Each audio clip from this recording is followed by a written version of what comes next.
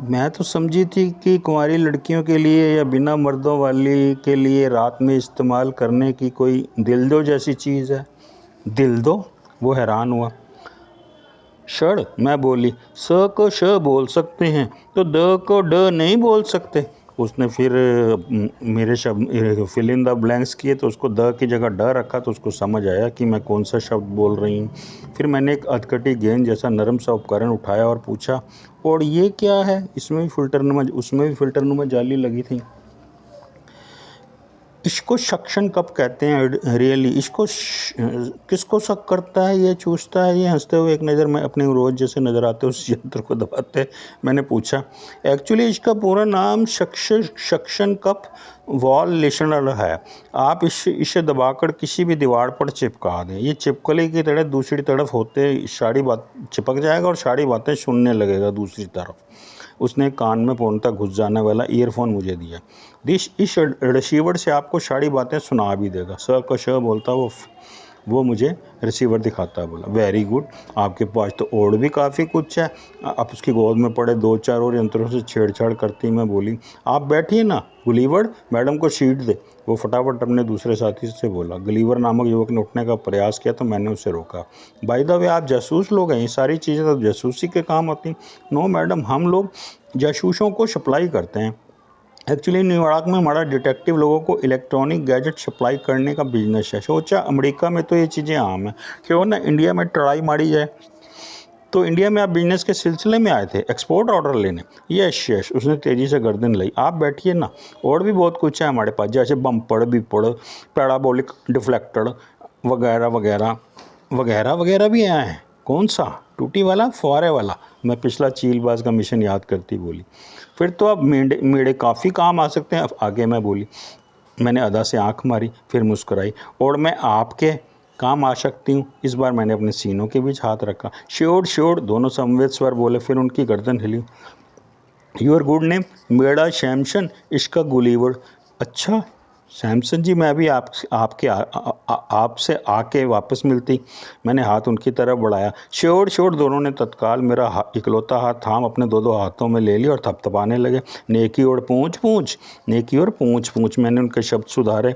और साथ ही अपना हाथ वापस लिया।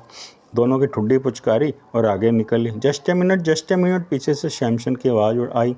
मैं पीछे मुड़ी तो स्प्रिंग की तरह उछल कर अपनी हिप पॉकेट में से कुछ निकाल रहा था। This is my business card. काफ़ी मुश्किलों बाद पर्स में अपना विजिटिंग कार्ड निकाल कर मेरी तरफ बढ़ाता वो बोला, thank you so much. Card थामते उस पर उसका न्यूयॉर्क का पता पड़ती मैं चहकी। गॉड ने चाहा तो मैं न्यूयॉर्क की बजाय इसी प्लेन में ही आपके साथ बिजनेस करेगी, धंधा करेगी। फिर मैं आगे निकल ली। My pleasure. वो धड़ाक से मुझे सीट पर धंसता ची की आवाज़ करता सुनाई दिया। पूरे विमान में लेडी स्टीवर्ड्स व बार टेंडर यात्रियों को खाने पीने की सर्विस प्रदान कर रहे थे। दोनों तरफ के पैसेज वे में खाद्य व पेय पदार्थों से लदी फदी ट्रालियाँ घूम रही थी। प्लेन की उड़ानें भी अजीब होती हैं। उड़ता तो 600 मील प्रति घंटा से, मगर लगता यूँ है हवा में स्टेबल है। ज़मीन पर तो पेड़ पहाड़ भागते नज़र आते हैं, मगर अंतरिक्ष में सिवाय नीले स्थिर आसमान के कुछ नज़र नहीं आता। ये उद्गार मेरे खिड़कियों के बाहर नज़र आते शून्य को देखकर उपजे थे। 4-6 संभ्रांत व सर्व संपूर्ण परिवार गर्मी की छुट्टियां मनाने अमेरिका जा रहे थे। यात्रियों में 15-20 अधेड़ उम्र के रईस लॉस वेगास जैसे रंगीन शहर में दो औरतों के बीच सैंडविच मसाज बनने को आतुर यात्रा कर रहे थे। उन्हें ऐसा सैंडविच मसाज इंडिया में जो हासिल ना था। 5-7 कपल्स वाकई हमारी तरह हनीमून ट्रिप्स पे थे, तो 18-20 बूढ़ियाँ शायद अपने खस्मों की रंगीनियाँ रंगे हाथ पकड़ने जा रही थी। 7-8 कंवारियाँ अपने लिए शायद 5-7 साल के लीज एग्रीमेंट पे दूल्हा तलाशने जा रही थी, ताकि जब तक दिल करे खेतों में हल चलवाएं, जब दिल उबे तो आपस में ही समलिंगी हरकतों में लिप्त हो जाएं। आइल में आगे 8 जुआरियों ने जुए की फड़ लगा रखी थी और बाकायदा फर्श पर अमेरिकी डॉलरों एवं भारतीय रुपयों के ढेर लगे थे। तात्पर्य है कि हर कोई अपनी जवानी की उस रंगीन यात्रा पर अग्रसर था। कभी भी किसी भी क्षण संगीन यात्रा में बदल सकती थी। पैसेज वे पार करती सहसा मेरी नज़र खिड़की पर बैठे भारतीय मासूम बच्चे पर पड़ी, जो गुमसुम आंखों से खिड़की के बाहर नज़र आते शून्य में कुछ तलाश रहा था। हेलो किडी, मैंने चुटकी बजाते उसकी ध्यान अपनी तरफ आकर्षित किया। हेलो, वो ठहरी ठहरी आवाज़ में गर्दन घुमाता बोला। हाउ आर यू हैंडसम, मैं उसकी बगल वाली खाली पड़ी सीट पर बैठती बोली। फाइन, व्हाट अबाउट यू, उसने दबी दबी आवाज़ में पूछा। Fine too, like you. Mummy कहाँ है आपकी, खाली सीट देख मैंने समझा शायद टॉयलेट गई है। नहीं नहीं है, वो यूँ बोल लगा अभी रो देगा। पापा नहीं है। वाट, मेरे अदर खोले, आंखें गोल हुई, पानी धीरे धीरे इकट्ठा होना शुरू हुआ। कहाँ हैं दोनों, उधर, उसने 33,000 फुट से भी ऊपर विमान की छत की तरफ उंगली दिखा दी। उसका इशारा तो विमान की छत से भी कहीं ऊपर था। यूमिन, वो आगे पूछने का मैं साहस ना कर सकी। मर गए, बच्चे ने मेरे शब्द पूरे किए क्योंकि कैसे मुझे अपना गला सूखता महसूस हुआ।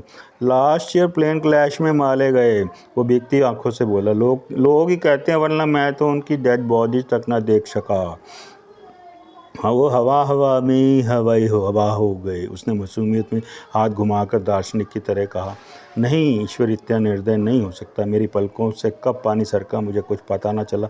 यही तो पूछना है भगवान के पास जाके, मगर मौका ही नहीं मिला। मैंने तत्काल उस नन्हे के होठों पर अपनी उंगली रख दी। ऐसा नहीं कहते।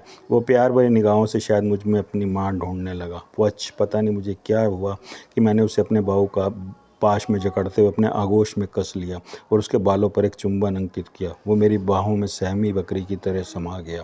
तो अकेले कहाँ जा रहे हो, मैंने अपने भीतर का तमाम बचा कुचा नारित्व उस पर न्योछावर करते पूछा।